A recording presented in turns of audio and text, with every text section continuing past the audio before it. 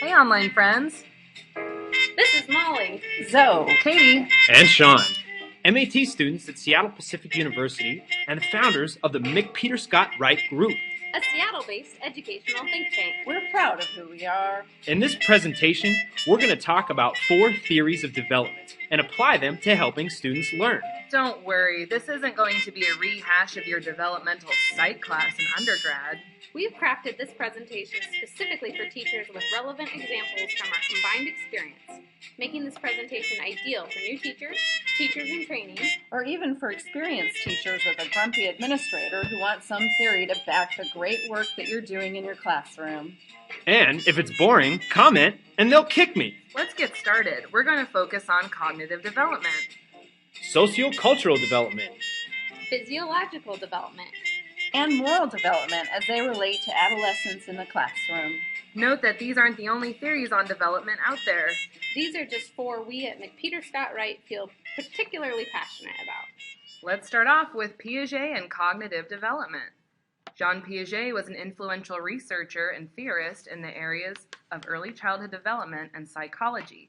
Piaget was interested in biology and the differences between how human beings and animals come to know certain things. Hewitt and Hummel argue in their article entitled Piaget's Theory of Cognitive Development that Piaget believed that what distinguished human beings from other animals is our ability to do abstract symbolic reasoning. In Medina's book Brain Rules, Medina poses a similar argument, stating that the prefrontal cortex governs several uniquely human cognitive talents called executive functions. For example, solving problems, maintaining attention, and inhibiting emotional impulses. In short, this region controls many of the behaviors that separate us from other animals. This interest in how humans come to know certain things became Piaget's 4 stages of development. This is defined as the stages in which learners progress into increasingly complex levels of cognitive abilities. Piaget was interested in the process of cognitive development and how children adapt to their environment and behave in various settings. He argued that this process of adaptation is controlled through mental organization called schemata, and that each individual uses their schemata to designate certain actions. The schema is defined as building blocks of intelligent behavior, helping the learner organize knowledge into different units that relate to one aspect or another. The 4 stages of Piaget's cognitive development are as follows. 1. The sensory motor stage, infancy to age 2. During this period, infants rely on seeing, touching, sucking, feeling, and using their senses to learn about themselves and their world. An important part of this stage is the concept of object permanence, which is an awareness that an object continues to exist even when it is not in view. Second stage is the preoperational stage, toddler and early childhood. In this stage, memory and imagination are developed, and children can mentally represent events through objects and symbols. Another feature is egocentrism, when a child's thoughts and communications are about themselves. Children in this stage have a hard time seeing the situation from another person's point of view. Piaget developed a test called the 3 mountains task to determine whether a child was egocentric or not. Piaget argued that at age 7, children are no longer egocentric and can see more than one point of view. This test is similar to the Sally Ann psychological test used in the late 1980s to determine whether a child had autism. In this test, puppets were used for storytelling in a short skit. The Sally puppet hides a marble in a basket and leaves. The Ann puppet takes the marble out of Sally's basket and puts it in her own box. When Sally is reintroduced, the child is asked, where will Sally look for her marble? Children under the age of 4 and children with autism answered the question with Ann's box. This test indicates a lack of theory of mind in autistic children. The 3rd stage is the concrete operational stage, elementary to early adolescence. In this stage, egocentric thoughts diminish and operational thinking develops. This operational thinking can be categorized into different types of conservation, defined as when an object's appearance changes but its quantity stays the same. This is a major turning point in a child's cognitive development because it is the beginning of logical thought. Implications in the primary classroom are that children learn how to organize data points, for example, animals, shapes, words, letters, into appropriate categories. The final stage is formal operational stage, adolescence to adulthood. This is the final stage in which intelligence is demonstrated through symbols, abstract concepts, deductive reasoning, systemic planning, and hypothetical reasoning. Thinking and development become much more sophisticated, and children begin to use logic to creatively problem solve. Learners in this stage have the ability to consider many different solutions to a problem before acting and can consider past experiences and future consequences before acting. Implications in the secondary classroom are that youth are able to think more abstractly from multiple points of view while considering several factors. Hypothesis testing and scientific reasoning are emerging. Since Piaget stages were configured based on observations of learners trying to solve problems, teachers should create explorative opportunities where learners can be in control and achieve what they are capable of. Learning tasks should be just slightly more than what a learner already knows. Cognitive advancement for Piaget depended upon a learner coming across phenomenon that didn't fit into his or her current understanding, disequilibrium, and then having to alter their understanding, accommodation, in order to return to equilibrium. Vygotsky later dubs this the zone of proximal development, which teachers can guide learners into with scaffolds such as sentence stems, modeling, and/or question-asking strategies. Speaking of Vygotsky, let's talk about him and sociocultural theory. Sociocultural theory is the brainchild of Vygotsky. He viewed people as a direct product of their culture, including institutions like schools. This notion alone has interesting implications for multiculturalism in schools. If conflict between teachers and students occur, Vygotsky might suppose that part of the reason is cultural. Another core tenet of Vygotsky is that learning is a social process. Whoa! This anticipates later educational researchers' findings on the virtues of cooperative learning, which has been found to increase student motivation and student learning. Vygotsky had three other ideas particularly relevant to classrooms. These include inner speech, cognitive growth, and apprenticeship. Firstly, Vygotsky believed that adults had active dialogues within themselves. Sure, we talk to each other, who doesn't? But Vygotsky postulated that adults talk to themselves in order to solve problems.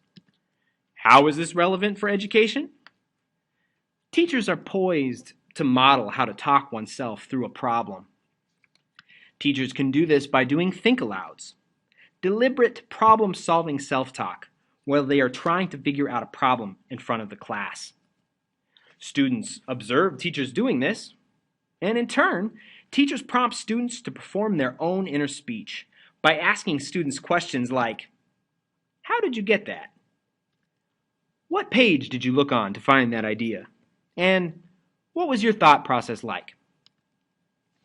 Thus, all students get the opportunity to internalize this productive mechanism, without which kids, in response to a problem, might just want to yell.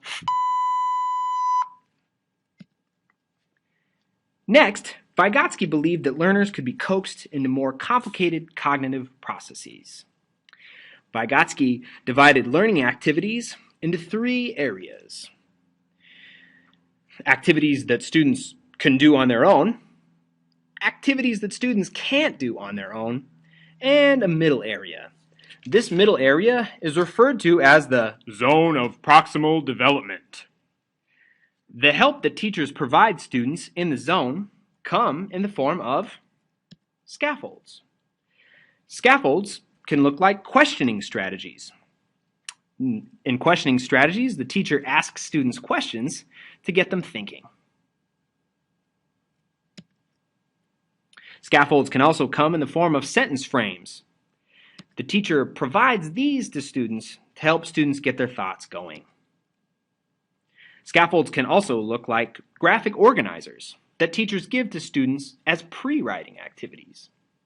These pre-writing activities can help students expand the quality and specificity of their rough and final drafts. The good news is that scaffolding has been found to increase student self-efficacy. Scaffolding, though, needs to be carefully calibrated. Too much help from a teacher can cause the learner to attribute academic gains to the help they receive, rather than from their own efforts. The scaffolding must be just enough for the learner to be able to eventually accomplish the task themselves. So don't be a helicopter teachers.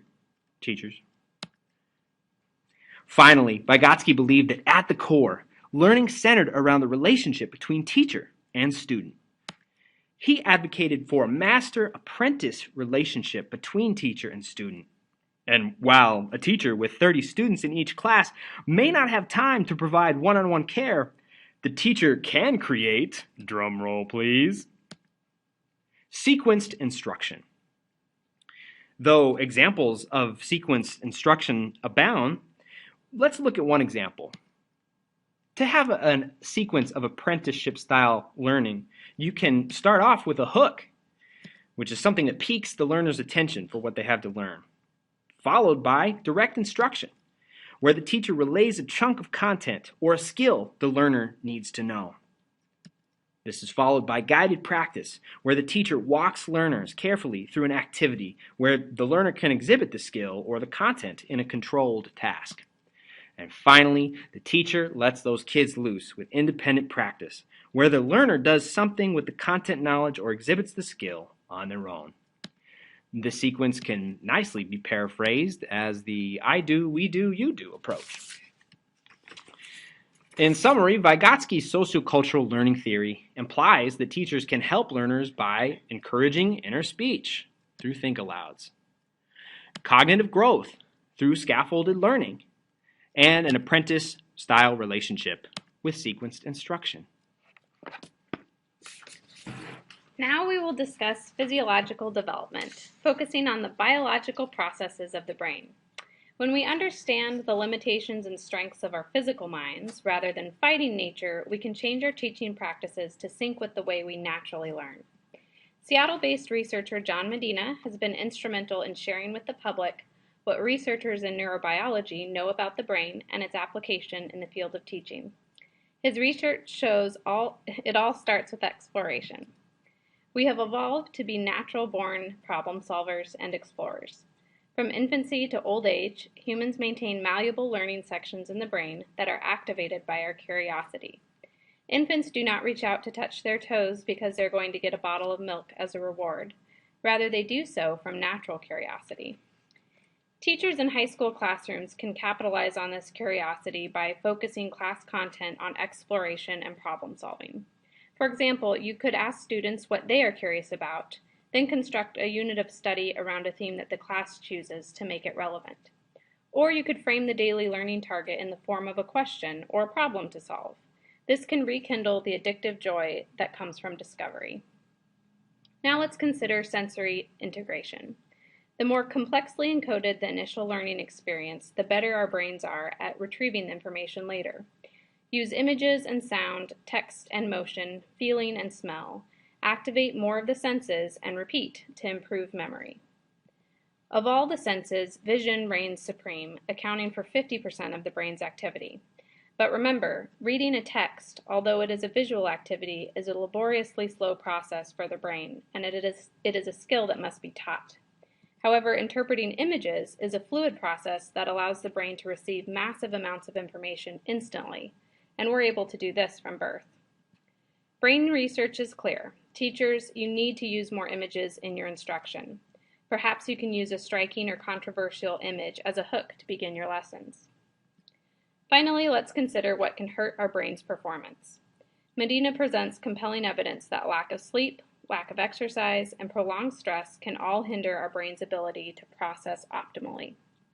You have a responsibility to eliminate severe stress for your students in the classroom by creating a physical environment that is safe, predictable, and organized, and by maintaining classroom behavior expectations and procedures to limit stressful social interactions. In summary, if you work with nature, paying attention to how the brain functions, you can activate students' curiosity through exploration, improve their memories with sensory integration, and eliminate the harmful effects of stress. Let's move on to exploring moral development theory as it applies to the classroom. Let's begin with the question, can educators teach students how to make moral decisions? To answer this question, let's turn to Lawrence Kohlberg's stage theory of moral reasoning. Kohlberg believed that moral reasoning developed as a progression through 6 stages. In the pre-conventional morality stage, stages 1 and 2, the individual is focused on self-interest and behavior is driven by the desire to stay out of trouble or to access rewards.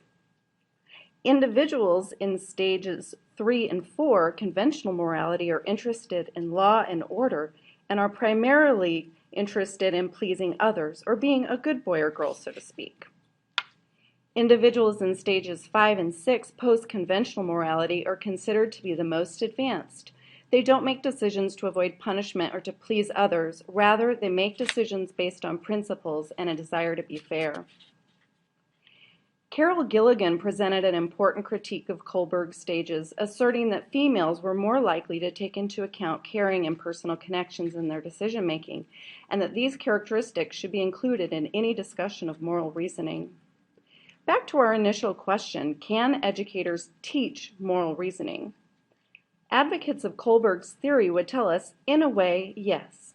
The +1 approach posits that if students discuss a moral dilemma, since it's likely that there are students within a classroom that are at differing stages of moral development, many students will experience cognitive conflict, and as a result, they will enter the next stage of development. For example, in an 11th grade advanced literature class during a reading of Beloved, the teacher may facilitate an extended discussion on Seth's killing of Beloved. One way educators can facilitate these discussions is by using Claire Lindsay's instructional conversations approach by asking clarifying questions, inquiring into students' reasoning, and respecting students' opinions. Teachers can create the space for growth to occur. To note, ultimately, effective discussions require that students have the ability to collaborate. To address this, let's turn our attention to John Dewey. John Dewey argued for viewing the classroom as a microcosm for society and that students learn how to behave morally by being active participants in a democratic society. Along these lines, cooperative learning and other cooperative activities, such as creating class contracts, can strengthen students' ability to listen to others' ideas, accept feedback, develop their own ideas, and negotiate, which are all important skills necessary for effective classroom discussions and moral reasoning in general. In summary, by engaging students in rich discussions and using cooperative strategies in the classroom, moral development theory would tell us that we as teachers can move the needle on students' ability to make moral decisions. In conclusion, Piaget's cognitive development theory, Vygotsky's sociocultural learning theory, and Kohlberg's moral development theory, along with the ongoing research in physiological psychology, have vast implications for helping students succeed in the classroom. Please comment to this PowerPoint and add ideas of other developmental theories that are important to you. There are many ways to understand students and many ways to help them. Good luck in your efforts. and thanks for watching. Bye.